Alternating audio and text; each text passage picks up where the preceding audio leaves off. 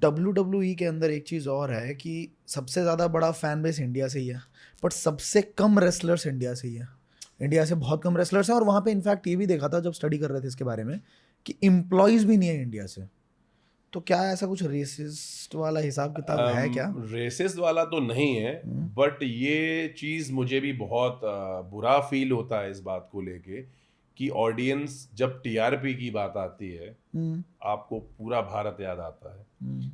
Social media पे TRPs की बात आती है, लाइक्स की बात आती है, कमेंट्स की बात आती है, शेयर की बात आती है, तो आपको भारत याद आता है। भारत बहुत अच्छा है।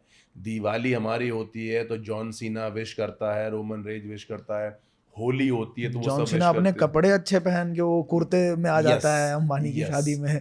लेकिन जब भारतीय एथलीट को आगे प्रमोट करने की बात होती है, इसमें मैं बिल्कुल भी खुश नहीं हूं डब्ल्यूडब्ल्यूई से। ये मेरा पर्सनल एक्सपीरियंस है, मैं सबकी बात नहीं कर रहा। बट जिंदर महल वो वर्ल्ड चैंपियन भी रहे, उनसे भी मेरा ये सवाल कई बार होता है कि पाजी एक बात बताओ, आप तो वर्ल्ड चैंपियन रहे हो, ऐसा क्यों होता है इंडियन साथ में कि हम में कैपेबिलिटीज नहीं है? ऐसी कौन सी चीज है जो हमारे पास नहीं है जो कि फॉरेनर रेसलर के पास है? लुक्स में नहीं हम अच्छे, हम फिटनेस में अच्छे नहीं है, हम लड़ने में अच्छे नहीं है, मेहनत में अच्छे नहीं है, हम हर चीज।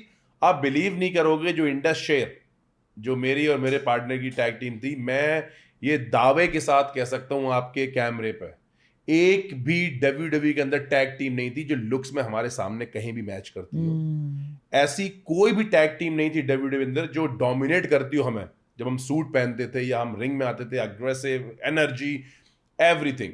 बट जब तक आप मौके नहीं दोगे, क्योंकि ये एमेच्योर स्पोर्ट्स नहीं है कि हमने मेहनत कर ली और हम आगे निकल गए, जब तक आप मौके नहीं दोगे, मैं अपनी बात नहीं करता, मैं किसी भी एथलीट की बात कर रहा हूं, जब तक आप मौके नहीं, स्टार आप बनाते हो। डब्ल्यूडब्ल्यूई में जो भी स्टार बनता है, चाहे रोमन हो या कोई भी हो, वो उनकी वजह से बनता है। तो हम भी जब स्टार बनेंगे ना, तो हम उनकी वजह से बनेंगे, तो मौके आपको देने होंगे हमें। आप एक बार अगर आप कभी देखें तो पुराने जॉन सीना का पहला मैच देखें, कैसा जॉन सीना लड़ते थे, या रॉक का देखें। मुझे आज भी याद है, रॉक का तो पहला मैच ऐसा था कि उनको ये भी याद नहीं था कि मुझे पोज देना किधर है।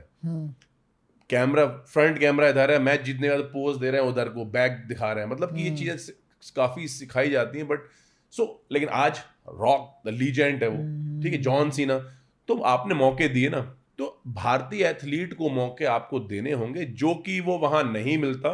मैं रेसिज्म की बात तो नहीं कहूंगा, लेकिन कहीं ना कहीं डब्ल्यूडब्ल्यूई को ये तो प्रॉब्लम है कि वो भारतीय एथलीट को प्रमोट नहीं करते।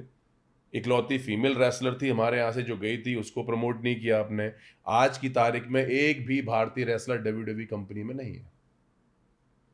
आपने छोड़ दिया, ये इसके पीछे भी यही कारण तो नहीं है? मतलब देखिए, छोड़ दिया या निकाल दिया, ये बहुत बड़ा कंफ्यूजन है लोगों के बीच में, और इस पे हमने कभी बात भी नहीं की। क्योंकि मैं आपको बताता हूँ सच्चाई क्या है।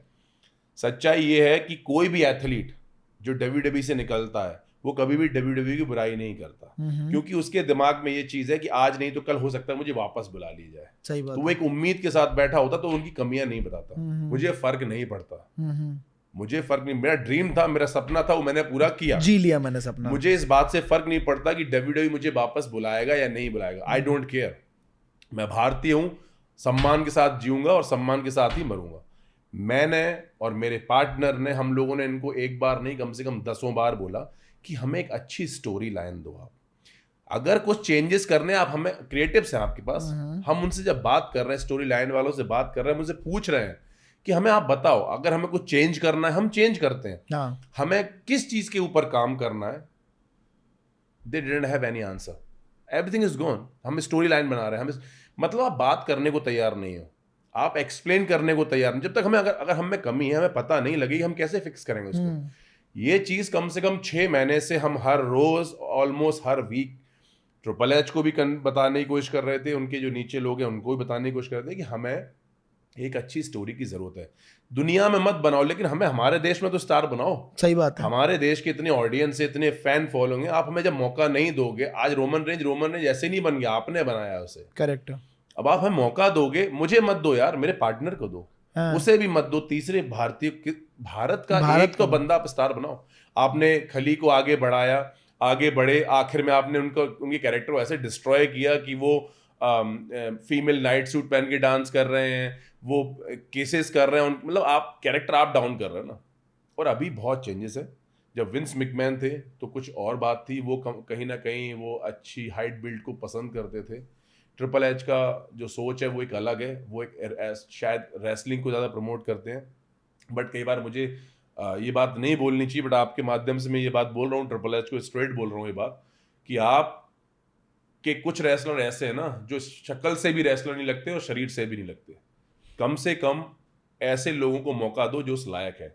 आप मौका दो, उसके बाद अगर वो लोग नहीं कर पाए देन गेट आउट।